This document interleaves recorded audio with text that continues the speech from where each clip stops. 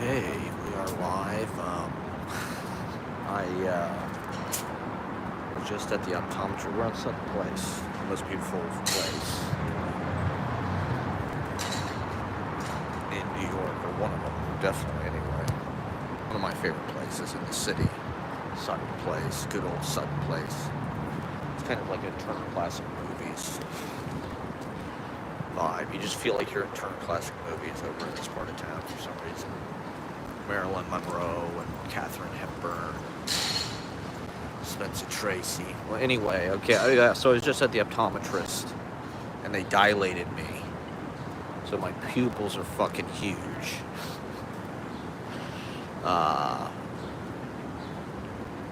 And I can't see anything within like 4 or 5 feet. It's all very blurry. I'm kind of wall-eyed right now.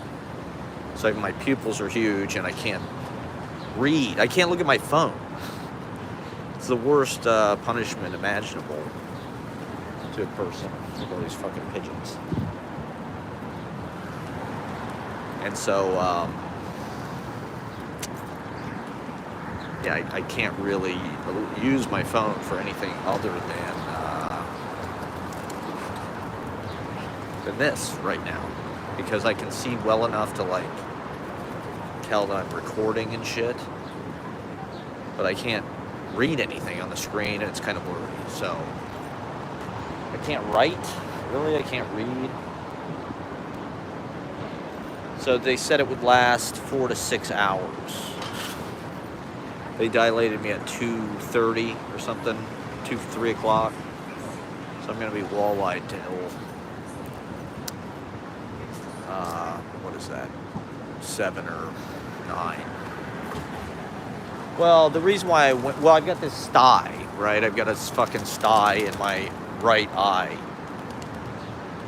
They gave me this steroid cream. It's been helping, but I haven't been applying the warm compress. You need a warm compress to sort of like melt the... They said a sty was bacteria and dryness. Bacteria plus dryness equals sty. That's what the doctor said. Thought I was seeing an ophthalmologist, so it was an optometrist. I like the optometrist, though. It's a nice little practice over here. So it's on the Upper East Side-ish. So I'm in this neighborhood to see my eye doctor. I like coming over here, you know. It's one of my favorite places in town. You know, it's really a beautiful neighborhood. And I mean Sutton Place. And so I was just at Rodney's Comedy Club. It's right there. It's all by the Queensboro Bridge. It's kind of slept on, these Brooklyn kids. I mean, they just don't know. Yeah, so anyway, I had this sty, so they gave me the cream. They wanted me to come back. And also, I've had these floaters in my vision for like a few months. And so I just wanted to get my eyes checked out, see whatever they could tell me, make sure there was no major problems or anything. I think I have the floaters because I have inflammation. Like my eye's been puffed up for about a year, a little over a year, because of my teeth. And so I feel like when I get my teeth fixed, the floaters will go away. I mean, the doctor said it's not really a big deal. He said he has floaters. They just, you know, for some people, they just show up, and like, there's not really a whole lot you can do about it, to be honest. It's like, you know, unless there's some kind of like actual thing that they can do surgery, but thankfully, you know, I don't have to do any of that.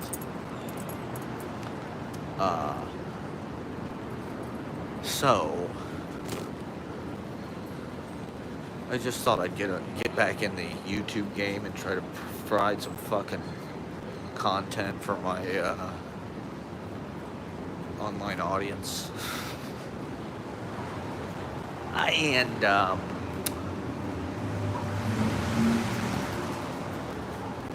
just see what happens. Go live, see what the hell happens. That's what we're out here for. Live from, what is this, 2nd Avenue? I want to talk about mumblecore filmmaking. This is my mumblecore film. That's another reason why I wanted to jump on. I just wanted to experiment with some mumblecore. We watched this Joe Swanberg. Did I talk about this already? Joe Swanberg Netflix anthology series called Easy, appropriately enough. And that was really one of my first experiences with mumblecore. Even though I think I watched Hannah Takes the Stairs maybe in like 2010 or something. I mean,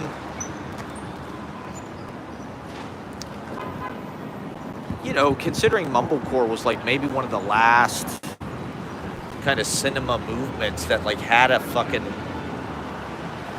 name and like recognizability, and it was kind of a DIY thing. You know, I'm sort of looking at the career of these mumblecore people, and I'm like, how did I not sort of get into that? Or how did I not become like a mumblecore? I was always like, you know, I because it's very dialogue driven, it's very DIY. A lot of that shit, like we put on Hannah Takes the Stairs last night, which, you know, it's kind of insane. It's got Mark Duplass and fucking Greta Gerwig and fucking Andrew so it's like this weird like Avengers of like mumblecore. I guess I didn't really realize Greta Gerwig was such a big part of it. You know, considering now she's like this giant billion-dollar fucking director with the goddamn Barbie movie and shit. It's interesting to see because it's so hipster. It's just, and it, you know, part of this movie, it's so hipster, you know, mid-2000s kind of indie sleaze. And it's just such a different world, I guess, in certain ways. Because the whole fucking dilemma of the character is like, he's going to do nothing. He's just decided to do nothing. Mark Duplass has just decided, like, I'm not going to do anything. Not going to try to be productive or get a job. And it's like, whoa, this is like this radical kind of like poetic, you know, like social experiment this guy's doing. It's like, we don't really have the luxury now. You know, like in this movie, they live in Chicago. They've got this fucking nice apartment, a lot of windows, hardwood floors. They're all just hanging around doing nothing. Making mumblecore goddamn movies in their fucking bathing suits. They're all in the bathtub together. And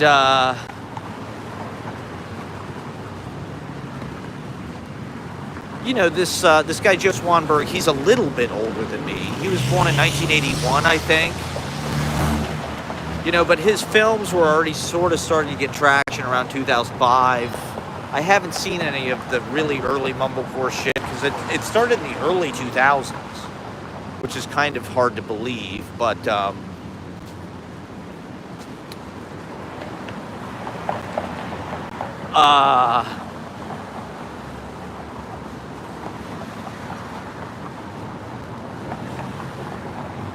just like, you know, they're artistically interesting because they were sort of like the last indies. They were sort of no budget. They are kind of influenced by Woody Allen, I guess. But the way that they do the scripts, I've heard, these mumblecore scripts is like really just like write a treatment. And then they really improvise everything. The actors just kind of... And so, you know, when I was in college, when I was filmmaking in a more kind of like concerted way, mumblecore was not really, you know, I don't remember hearing that term probably till 2008, 9, 10. And, you know, that was a little bit before you could just pirate any goddamn movie immediately off some streaming foreign website or something, M4U or whatever the hell it is. So it's like seeing those movies was not that easy at that time. You probably had to send away for the fucking DVDs from Netflix. I remember seeing that movie Mutual Appreciation. It's in black and white. They shot that in Williamsburg. Pre-phone, you know, it's all pre-iPhone.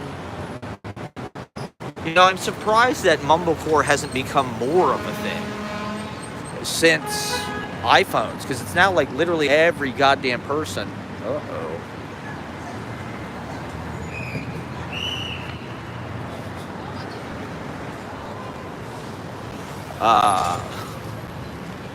I just kicked that ball.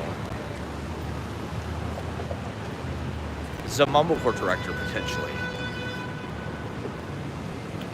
You know, with me, I think I was still in kind of like a Hollywood screenwriting Bible. I really was trying to learn, like, by the book, how to, like, write fucking screenplays that would sell or whatever. Or, like, proper form, structure. McKee, right? McKee was like, it's all about character revelation and character arc, and there's all these fucking charts and graphs, and it's insane. It's just bullshit. It's just complete bullshit.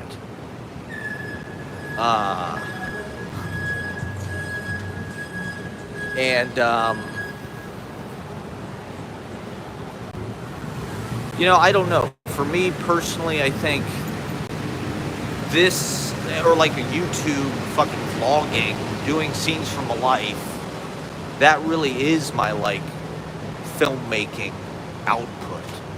You know, like, I'm kind of frustrated because I'm like, why can't I just write and fucking make a movie that's like a real goddamn movie? And in a certain way, I gave up trying to do that probably about 15 years ago. Even though I'm not filming you. I'm not filming you. Okay. Wow. People are insane. The energy is fucking crazy these past few days.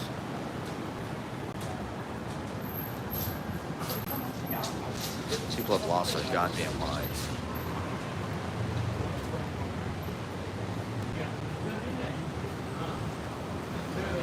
Did you see that? This guy comes over, flipping me off. Piece of shit. Stop filming you, you fucking F. Slur I won't use. Oh, here we are back at Bloom. This is the James Joyce bar that I didn't know existed. Bloom's Tavern.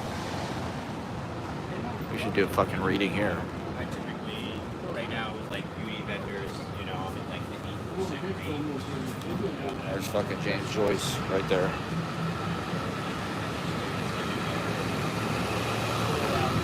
He's the one who's responsible for all this mumblecore, the original mumblecore director. Is one of the Ulysses chapters mumblecore?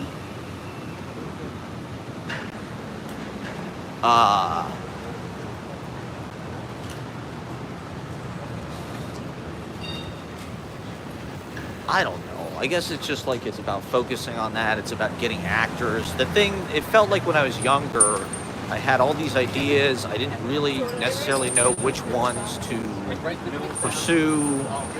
It felt like you needed some kind of more official kind of script with like proper formatting. You're trying to learn how to do that so you could be some kind of like legitimate filmmaking, whatever, writer. And it was just frustrating because it felt like hard to find collaborators that were really all in. I mean, even shit like, you know, still living at home with your parents made it harder. You know, like I was making movies and shit really until I moved out of my parents' house. You know, it was like when I had to figure out how to be a fucking adult and like pay rent and get a job to, you know, that's when like my filmmaking sort of like became a job. You know, I became a videographer.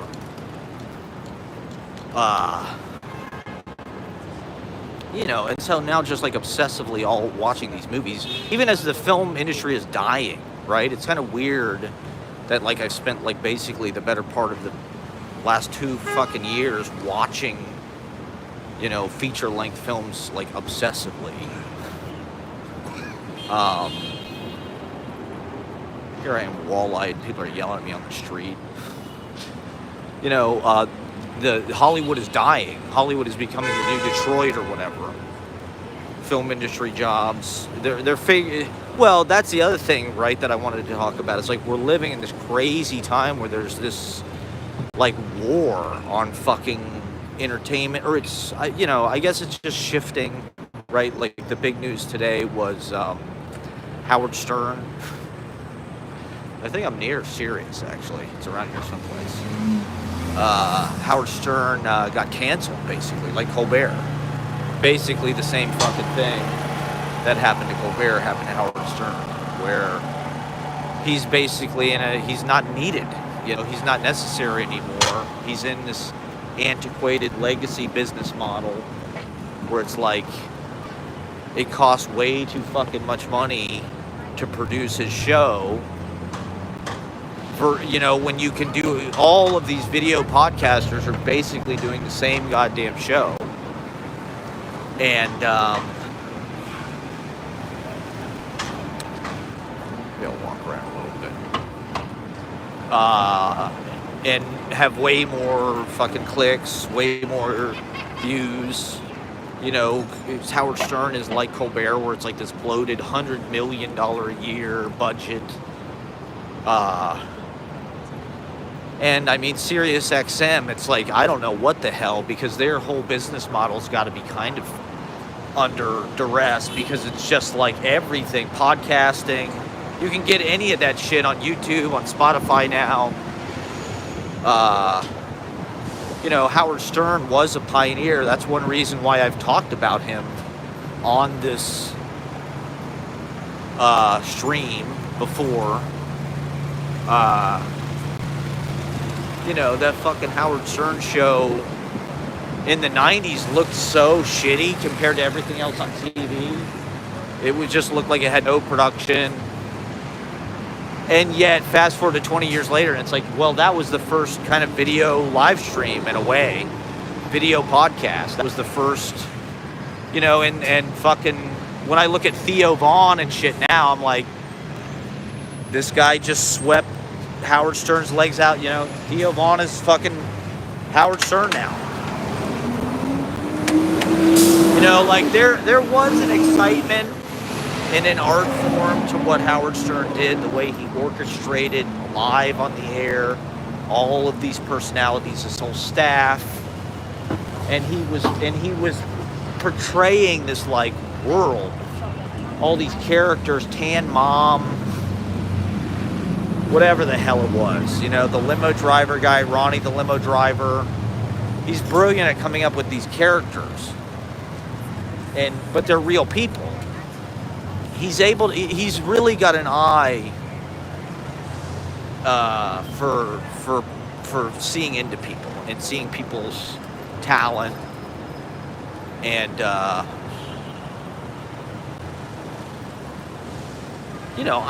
a Howard Stern fan. I don't think, like the criticism from all the real Howard Stern people is like, he went woke. That's why he got canceled, because he went woke. And I mean, in a certain way, this does feel like another kind of autocratic, like the left is kind of losing, and he's being punished or something almost for being kind of outspoken about being anti-Trump or being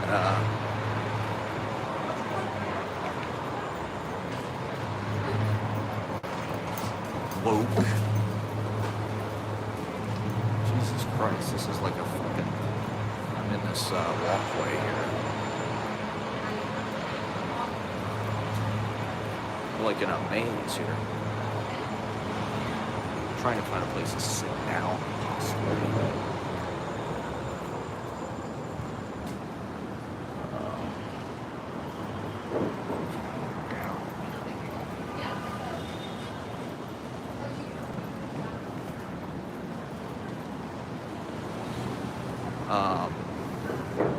Yeah, I mean, it's a really fucking crazy time for, like, the canceled goddamn Corporation for Public Broadcasting, right? NPR, taking away a bunch of funds for that.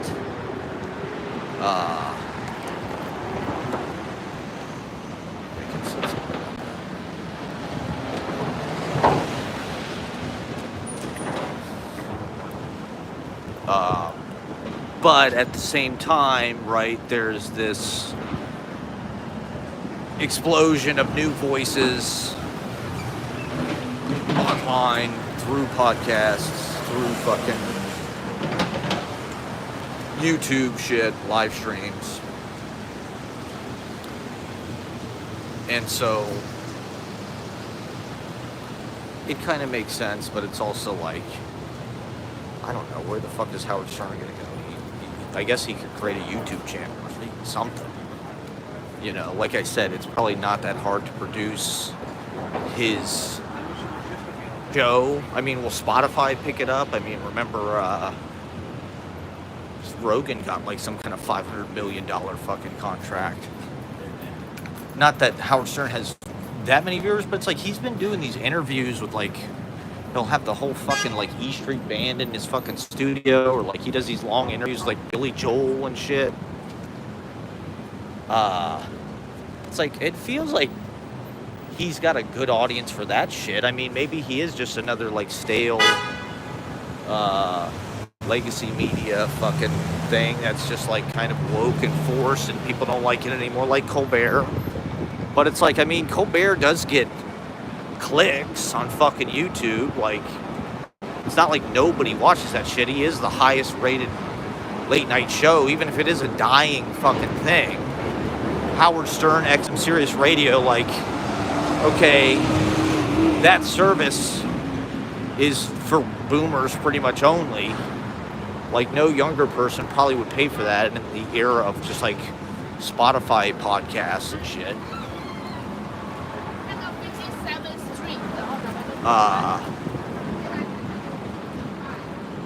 But it's also like, I don't know, you'd think they'd let the guy age gracefully or come find some way to like reduce, right? Like, that's the thing that they just said about Colbert. Like, there was no attempt to like try to save money or like reduce the show and keep it working. Like with Seth Meyers, right? Like, they got rid of his band. I think they cut the Tonight Show back to like 4 nights or something. So there's ways that they're like downsizing it without just like getting rid of the shit. I can't see anything anyway, so I don't know if nobody's watching. Got 0 viewers. I mean, I threw everybody a fastball. I came on it live at 4 p.m. on a Wednesday. These walking around lives don't do that well for some reason. Maybe it's because I'm distracted all over the place, just trying to fucking negotiate the traffic and shit, but this is my mumblecore soliloquy. I mean, come on. It's lo-fi micro cinema. No, this is a short break. I have to go back. I like the idea of approaching movies and whatnot like they're chapbooks or like they're like self-publishing or like, I guess, the analog in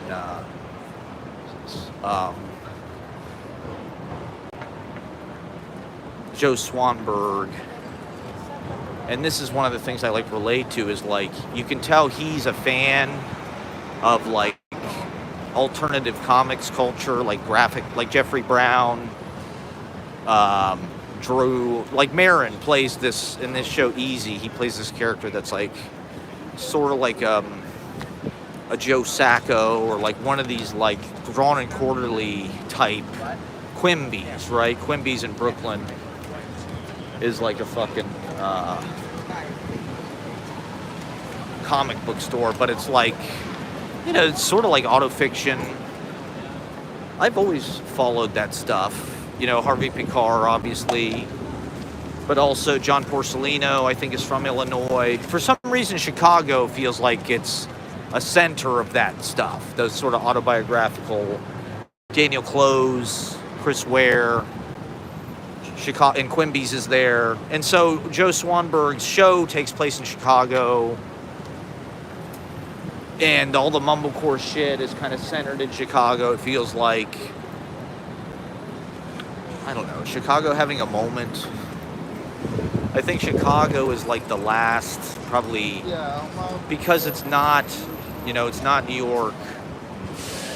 Like, there's this debate on TikTok right now. What are the top 3 major U.S. cities? Or 4. It's like top 3 or 4. People are debating if it's 3 or 4 and what they are. And so, like, New York and LA are a given for most people, obviously.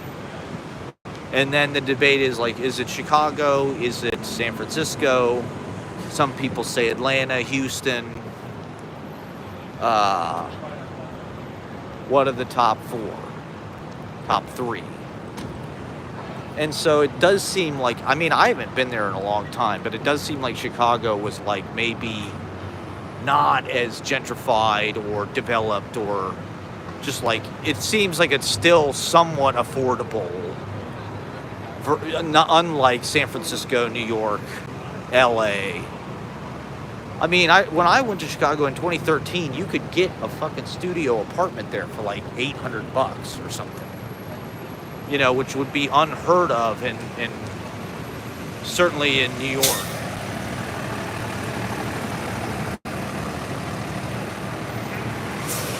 Now I'm not sure, you know, what the economics are, but 52nd Street. That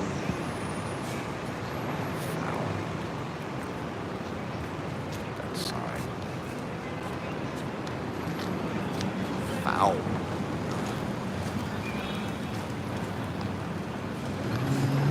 And it kind of makes sense that alternative comics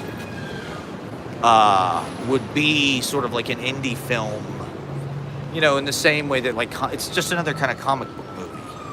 You know, alternative comics, things like Jeffrey Brown, feel like kind of,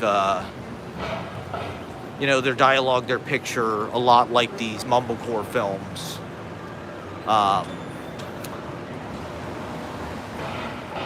And to me, what I wanted to do with Scenes from a Life, originally, the idea was basically to do King Cat Comics. I don't know if people know John Porcellino, but get King Cat Comics. It's just some of my favorite. It's extremely lo-fi and extremely, like, anti-technique. Like, it's a zine he's been drawing since, like, the fucking 80s. It's sort of like Xerox culture, Kinko's. It's kind of Kinko's coded.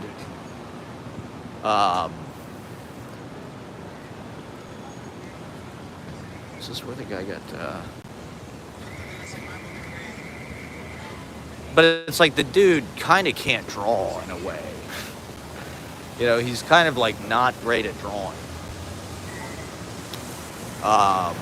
Snake Pit. Do people know Ben Snake Pit? He's another kind of like lo-fi, indie. You know, like, that's an aspect of punk cultures, like these zines. Comet Bus.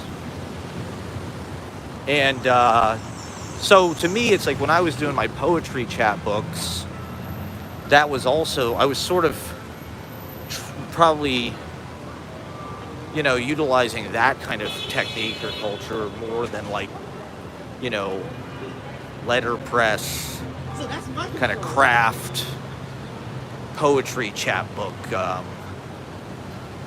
technique, like Ugly Duckling or something, with a bunch of fucking rubber bands and construction paper, and, like, go to, like, a fucking stationery store or whatever.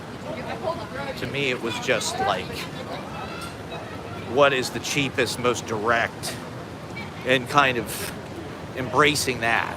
Like with this, it's like, this is down and dirty, you know? This is just like the most guerrilla fucking messaging kind of art. Oh, I wonder if I can go in there.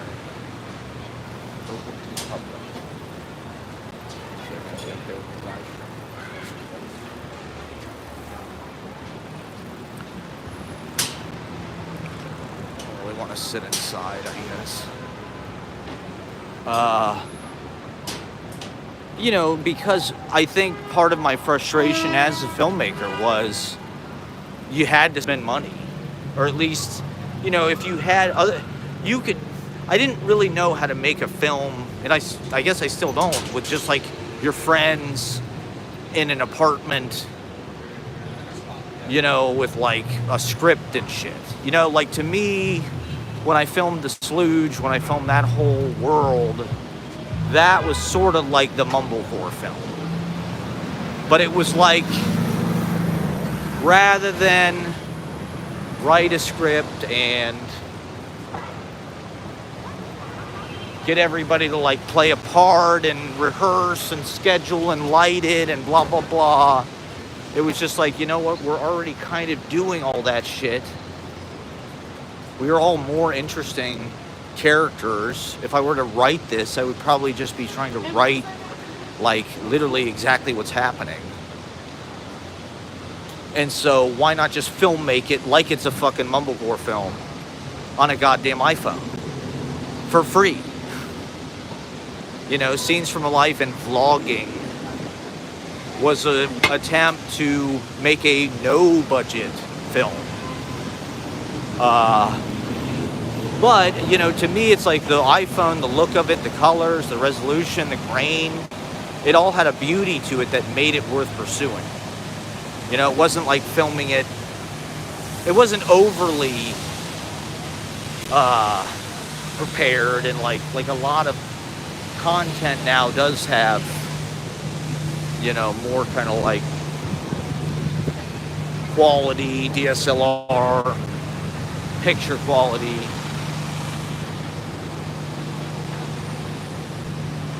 I like that the iPhone has this kind of like utilitarian, ubiquitous, sort of like consumer grade. But now it's like everybody is sort of making mumblecore films on their goddamn iPhones and putting them on TikTok. Is this a fucking restaurant or a plaza? It's gonna go all the way through.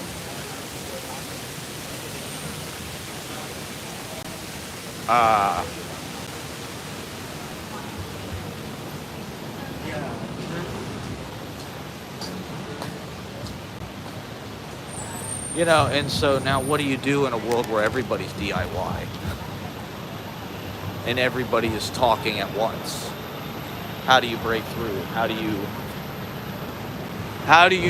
What's the next step? For me, I guess, is like part of the question. It's like, what's the next step in the evolution? You know, if this, and it's not AI.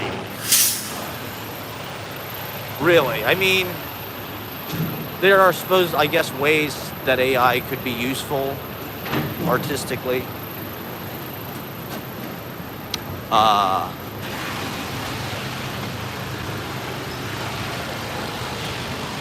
You know, it's just interesting because, you know, you can make money as a filmmaker now, but you're more likely to do it probably through just trying to make TikToks as if they were independent films or something. You know, like rather than spend all that time and energy trying to make some kind of 90-minute whatever.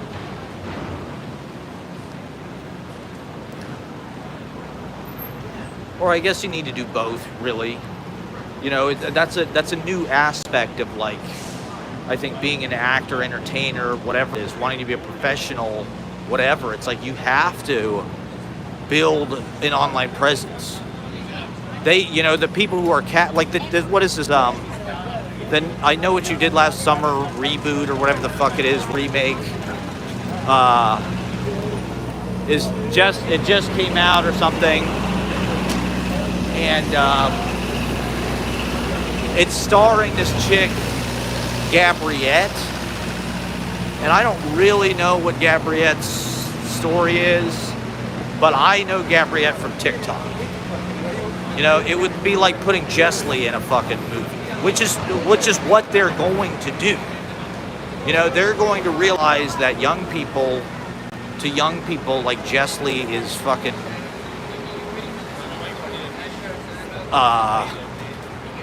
a giant star and a good actor, actually. You know, I can understand why Jess Lee is popular. because they actually are very good emotional kind of interpreter of stupid sound clips on that go viral on fucking TikTok.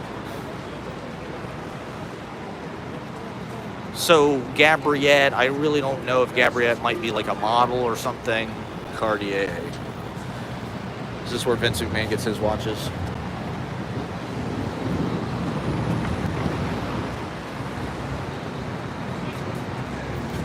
Rolex.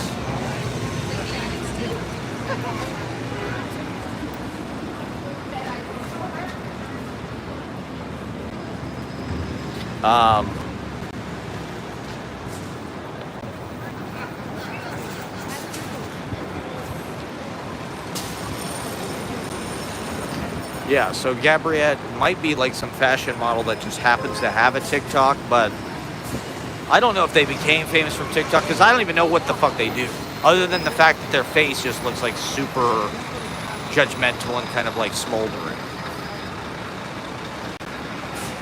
And maybe that's all it takes, you know. I think she's dating Maddie Healy. So maybe she does do something, I don't know. Maybe she makes video essays or something.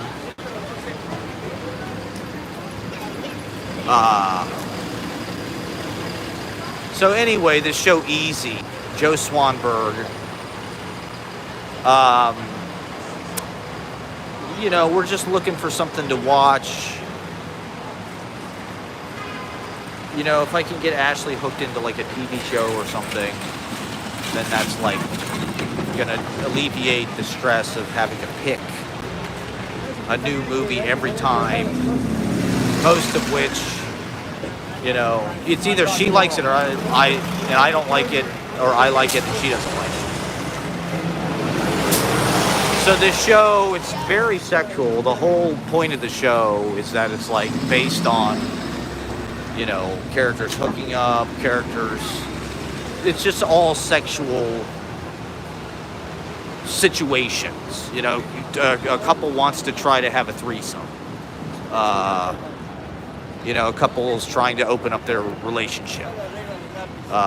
You know, so there's, but one of the things that's interesting about it, it's what they called an anthology series, which, I mean, part of what you see with the show is like Netflix wanted, I guess at that time, they liked, or like their model of viewership was like based on these, they thought the anthology series was like the best for their business model. You know, for whatever reason, it got the most clicks or views or whatever the hell. It got people to do to watch the way they wanted to watch. And because the shows, the episodes are a little more standalone. And,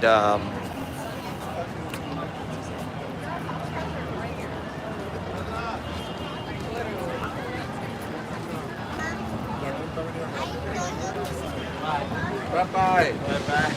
you know, they can bring in big stars like Mark Maron for like one episode a season. But also, just from a storytelling perspective, it's kind of interesting because the characters kind of weave in and out of the. You never know when they're gonna show up. It's a, you know, it's a way of creating world building because one of the characters will be in like another character's story, kind of in the background.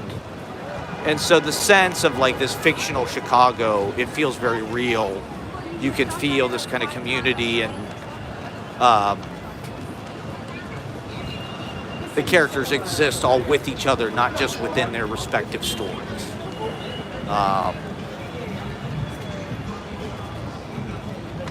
I guess the whole thing is improvised. They said that like I said, he writes these treatments, which I guess are probably like short stories or something. And then, you know, the actors just improvise the goddamn scenes. Okay, I'm on 20%, so I probably will get off pretty soon. I'm at the plaza. I finally made it to the plaza here.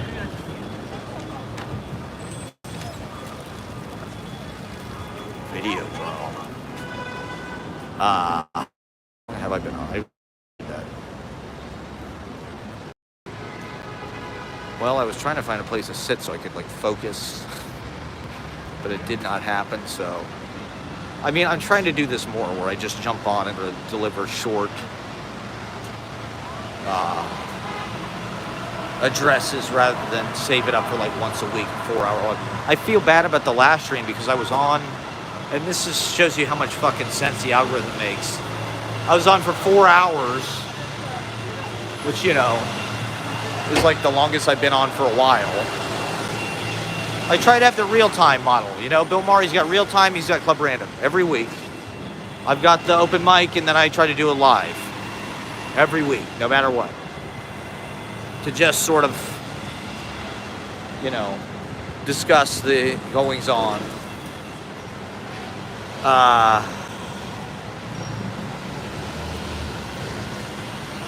So the last live stream I did 4 hours, and then I think because the fucking air conditioner was on in the room, maybe something about the gate or the filter,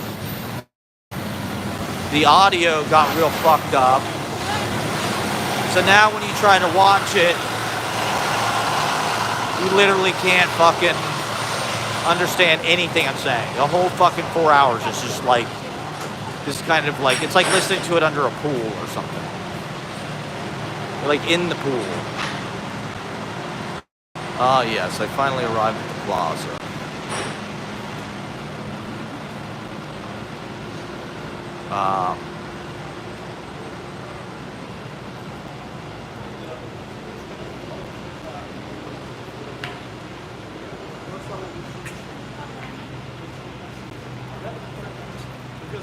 Yeah, so sorry about that. You can still read the subtitles.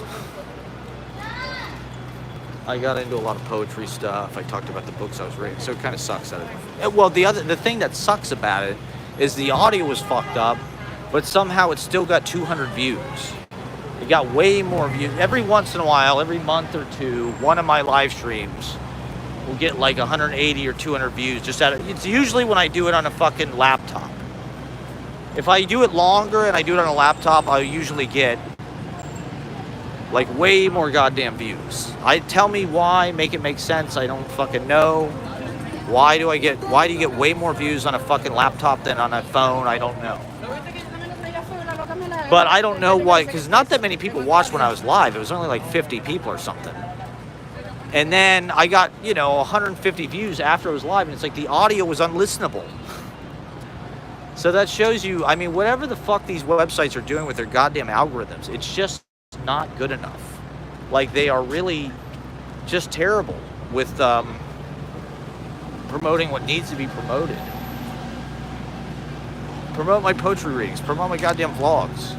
Don't promote a fucking live stream that no one can listen to because the audio is indecipherable. Anyway, I got 200 views on it, so it was my most popular video recently. Probably because you could not understand anything I was saying. That's probably why it was popular.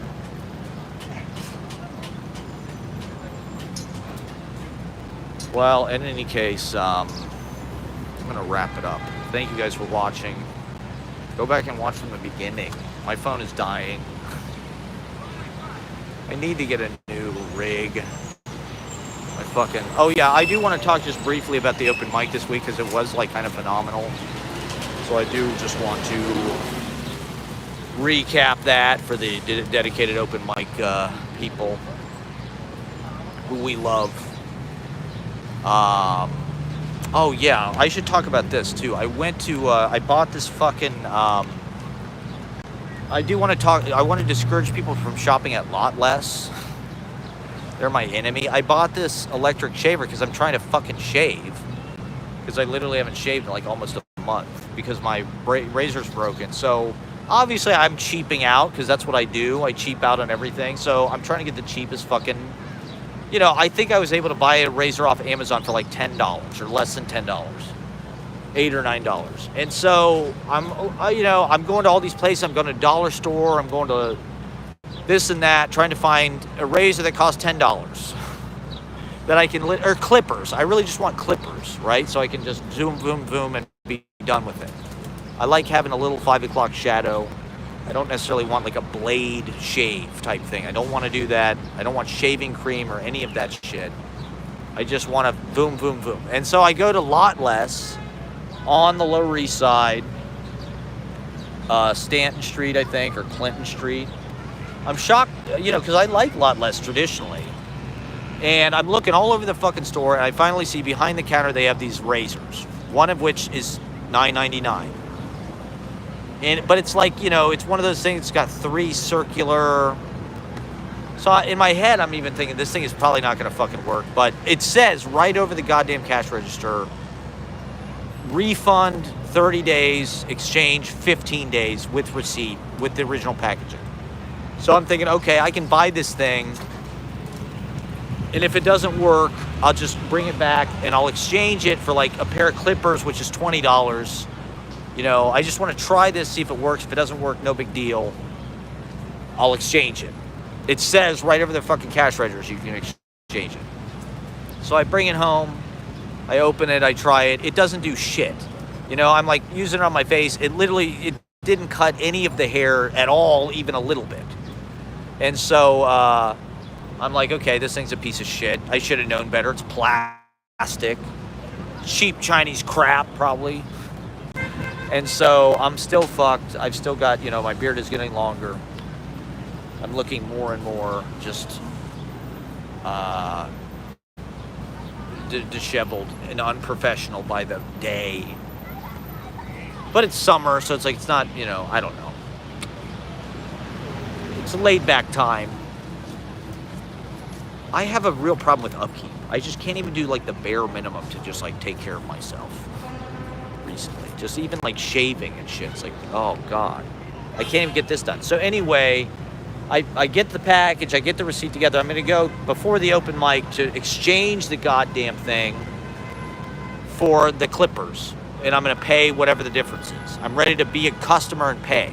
My mentality with this stuff, I just thought most places just let you exchange shit.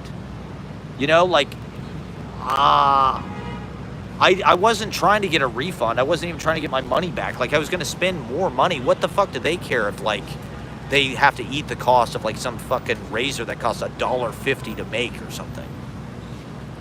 And so I go up to the cashier with the box. It's a little torn. I accidentally tore a piece of it. I wasn't that,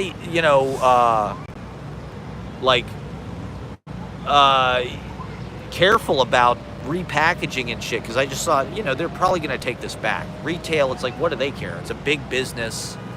The employees certainly aren't probably going to give a shit. So, like, it said right over their goddamn register, exchanges 30 days. It's like, it's only been a couple days.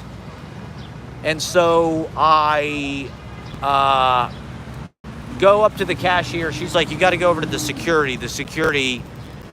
She's like, it's an exchange. You got to go over to the security guy. For some reason, you go to the fucking security guy to exchange your shit. Already, like, weird and sketchy as hell. And so I go over to this guy, and he's like, did you use it? Did you use it? And I'm like, no, I didn't use it. He's like, do you have the, he's like, yeah. And so he's like being very careful about looking it over. And he's sort of going back and forth. At first, he's like, no, we can't take this. You opened it.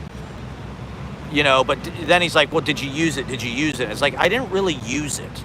I fucking turned it on. I tried to use it, and it didn't fucking work because it's a piece of shit. I should have known that, but, like, literally it didn't do anything. Like, it's an electric razor. I put it to my face. It literally barely cut it cut off, like, a small amount of, a little bit of hair. That sort of, sprinkled here and there. But it was like, obviously it made no fucking dent whatsoever because I used it, and this is what my hair still looks like. So the product just does not do what it's supposed to do. It's a fucking electric razor.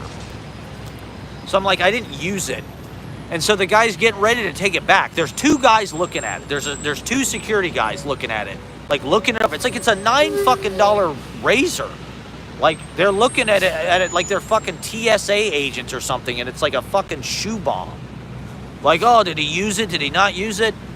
And they're about ready to take it back. The guy's like, no, he didn't use. There was one security guard who was like a little more passive, I could tell. He was like ready to take it back. And then the other guy was more kind of like dominant, and like he was taller and kind of more of an asshole. And so I'm like, I did not expect this. You know, I'm starting to get a little bit peeved because I'm like, this is ridiculous. Like, the fact that they're even, it just felt like they're trying to screw me. Like, it's like, it says right over the goddamn register that you can exchange it within 30 days with the receipt. It doesn't say anything about unopened or used or anything like that. I didn't take it home and fucking shave with it and then bring it back. You know, I didn't take it home and like shave my fucking nipples or anything. Like, I used it for about 5 seconds before I realized it was a complete piece of shit that was non-functional, more or less. It certainly was not, it wasn't useful. You know, it did not do what it's supposed to do. And so the guy's about ready to take it back. I'm like, I didn't use it, you know. And then the cashier comes over for some fucking reason, even though it's none of her business. You know, she works at Lot Less. What the fuck does she care if they take it back or not? And she's like, there's hairs on it. Because there were some hairs on the plastic, which is not a good look. I mean, they were very short hairs. They weren't like long, curly, fucking shaved hairs. They were like little fucking ends of my beard that like came off. I did use it for about 10 seconds. It did not work. So like, she comes over, she's like, there's hairs on it. And she was right. I mean, there were hairs on the box. I should have cleaned the box. I never expected the fucking Gestapo. I did not expect to get interrogated by the fucking security guy at Lot Less over my $9 razor, but I guess that's Trump's America. It's these fucking tariffs or something. I blame Trump, okay? I want that to be clear. I blame Trump. Somehow this is Trump's fault. And so anyway, the guy's like, oh, you used this. We're not taking this. You used it. And I'm like, yeah, I did use it. I used it for 2 seconds before now the whole fucking store is looking at me because I'm like yelling. This guy is yelling, I'm yelling. I'm like, yeah, I didn't really use it. Like, it's not like I took it home and used it for 3 fucking weeks. It's like I took it home, I unpacked it, I tried to use it, didn't work. I put it immediately back in the box to return it, which I thought was my right as a fucking customer, but I guess not. I guess the customer isn't always right, at least not at Lot Less. And so anyway, the guy's like, you used it. So I'm pissed at this point, and I just feel like I've been had. I feel like I feel like I was on Sabra Price is Right. It was exactly like Sabra Price is Right. It was Sony Guts. It was, you said it was a clock radio with Sony. Oh, no, we said it was like Sony. No. I said returns exchange. No. We said return exchange if you have the... So anyway, I'm thinking, oh, these are some old school New York people. They want to see some old school New York shit. Well, I'm not some fucking pussy that's going to roll over about this. They're trying to fuck me here. This is not right. They were about to let me exchange it. The cashier stuck her nose in my fucking business and screwed me over. And so now I'm out $10 for this fucking razor I can't even use.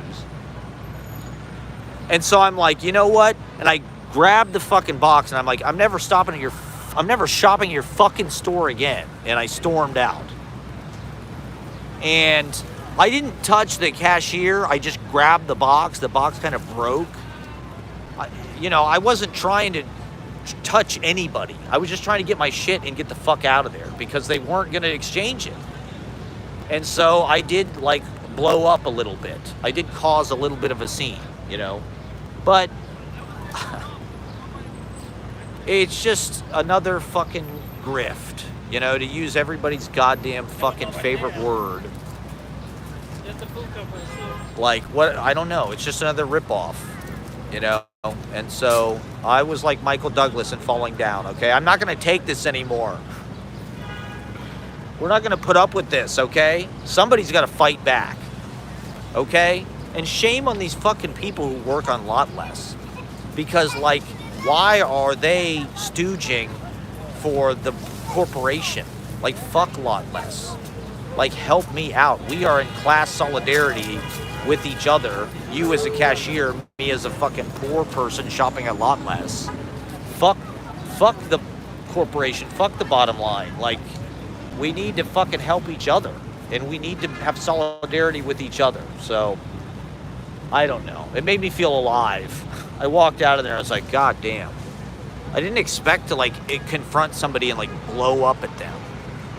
Like, just help me out. Like, what do you care? You know, it's nothing. It's no skin off your ass, but I don't know. Maybe I'm just a piece of shit and, you know, a lowlife and a dirtbag, and I smoked too much weed and I had an inappropriate outburst. I don't know. I just felt ripped off, you know, and that I just felt like it wasn't right. You can't treat people like that. And so they deserve a little bit of fucking blowback. What else am I going to do? They fucked me. I can't return the thing. I'm fucked. You know, I have no recourse whatsoever. I can go to another store. So I had to fucking make some kind of fucking meaningful statement out of it. You just can't, you know, it's just in our society, more and more people are just rolling over. You know, they're just letting the people take advantage of them. You know, no one is on a rent strike. No one is not going to their job. Like, they're raising everybody's rent. They're raising the cost of living. People are just paying it. It's like, stop fucking paying. Stop going to your job. Stop playing ball. Stop letting them push you around. You know, stop letting these people rip you off. Stop paying the fees. Stop paying the fucking, you know, like Ashley was trying to make a reservation at the restaurant. It's like, there's a $60 fee if you fucking cancel. It's like, that is insanity. And it's everywhere. Chase wants to, you know, we're mad as hell. We're not going to take it anymore, right? Like defense. It's just bullshit. They can't do this to us, you know? We have to fight back. And it doesn't seem like anybody is. We're just getting more, you know, people voted for Trump. That's how fucking stupid they are. They wanted to weaponize the owner class and the 1% to push us back into slavery, basically. That's what they're doing. They're making it so you have to work full time to afford a place to live unless you're already rich from fucking crypto or some kind of dumbass, you know, adrenaline junkie gambling fucking scheme. And so fuck them all. I would prefer not to, right? Like Bartleby, you have to drop out, you have to say no, stop paying your fucking rent, you know, just because your landlord says you have to. Like, organize, right? And don't just do it in these fucking, like, stupid, like, social media trendy ways. Like, oh, Zorhan. Like, good for fucking Zorhan, but, like, I'm all for the Luigi. I'm all for the guy who walked in and, like, the Blackstone CEO got it. Yeah, fuck him. You know? Somebody has to fight back. This is how it happens. So, gerrymander away, Pritzker and Newsom. Let's fuck these red state people, you know? They're living off of us. And they're holding us back. The sewage is rising to the top of our fucking society because of a lot of polluted idiots. And there's no respect for quality. There's no audience anymore. Everybody's just a fucking moron. Except you guys watching me on YouTube. You're cool. All right, well, anyway, thank you for watching. I'll be back on tomorrow. Tomorrow night, I'm going to be back on. Watch the open mic. It was a great show. And do not pay your rent. Quit your fucking job. Start making mumblecore films.